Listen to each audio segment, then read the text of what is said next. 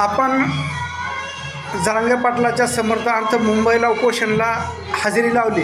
त्या उपोषणाच्या हजेरीमध्ये आपल्याला काय अनुभव आला? उपोषणाच्या हजेरीमध्ये अनुभव म्हणजे असा आला की सर्व जाती धर्मातील लोकांनी जे आमच्या आंदोलनाला सहकार्य केलं त्या सर्व लोकांचं मी सर्वप्रथम आभार मानतो.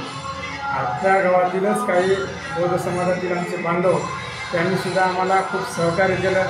आकाश खंडारे नावाचा काम करणारा मुलींना पण त्या व्यक्तीनं आम्हाला अक्षरशः 2 दिवस हॉटेलमध्ये राहण्याची खाण्याची पिण्याची व्यवस्था केली.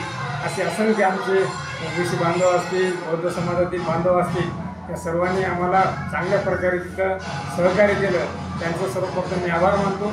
आणि अनुभव म्हणजे पहिले 2 दिवस आम्हाला सरकारनं भेटीच धरलं, तिथल्या खाऊगल्ल्या बंद केल्या. आणि ज्यावेळेस बातमी संपूर्ण महाराष्ट्रामध्ये पोहोचली त्यावेळेस संपूर्ण महाराष्ट्रामधील तमाम समाज बांधवांनी, सर्व जाती धर्मातील समाज बांधवांनी आम्हाला इतका अन्न पुरवठा केला की तिथं अन्न पुरवठा शिल्लक राहिला.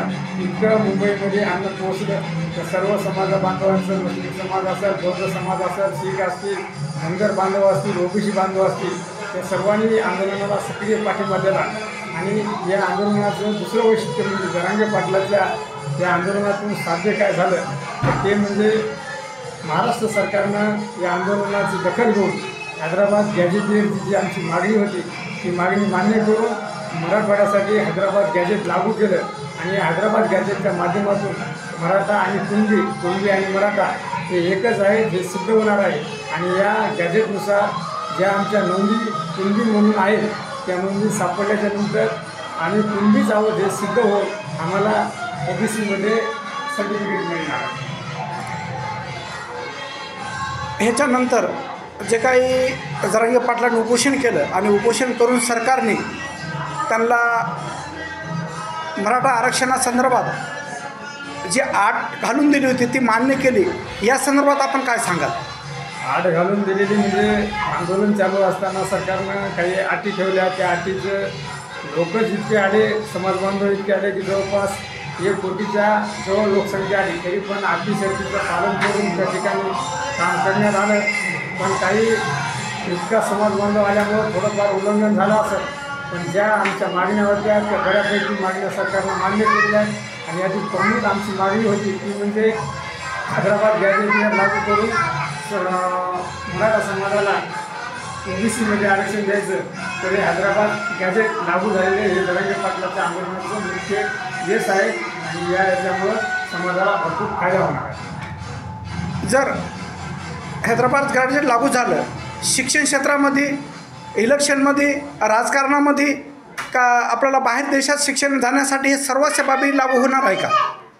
सर्वप्रथम हैदराबाद गॅजेटच्या नोंदी आपण तपासणार आहोत. आणि ज्या नोंदी असतील त्या नोंदीमुळे जे कुणबी आहेत ऑलरेडी हैदराबाद गॅजेटमध्ये मराठा कुणबी मराठा हा उल्लेख जवळपास मराठवाड्यापुरता तरी 100% आहे. आता या नोंदी आपण सापडणार. याची प्रक्रिया ग्राम पातळीपासून ते जिल्हा पातळीपर्यंत सरकारने ठरवून दिलेली आहे. आणि याचा फायदा आम्हाला शिक्षणामध्ये आणि आर्थिक याच्यामध्ये भरपूर प्रमाणामध्ये मिळणार आहे. नोकरीमध्ये सुद्धा मिळणार आहे. राजकीय आरक्षणाचं तितका काही आमचा विशेष हे नाही. आम्हाला सर्व मुळामध्ये आमची मराठ्याची लेकरं शिकली पाहिजेत, नोकरी लागली पाहिजे, त्यांचं आर्थिक उन्नती झाली पाहिजे, हेच आमचं या आंदोलनाचा मुख्य उद्देश होता.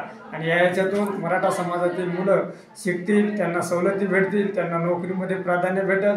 आणि उच्च शिक्षणासाठी ज्या फेलोशिप असतात त्या फेलोशिप बाहेर देशामध्ये जाण्यासाठी त्याचा शिष्यवृत्तीचा सुद्धा या ठिकाणी चांगल्या प्रमाणामध्ये फायदा होणार आहे.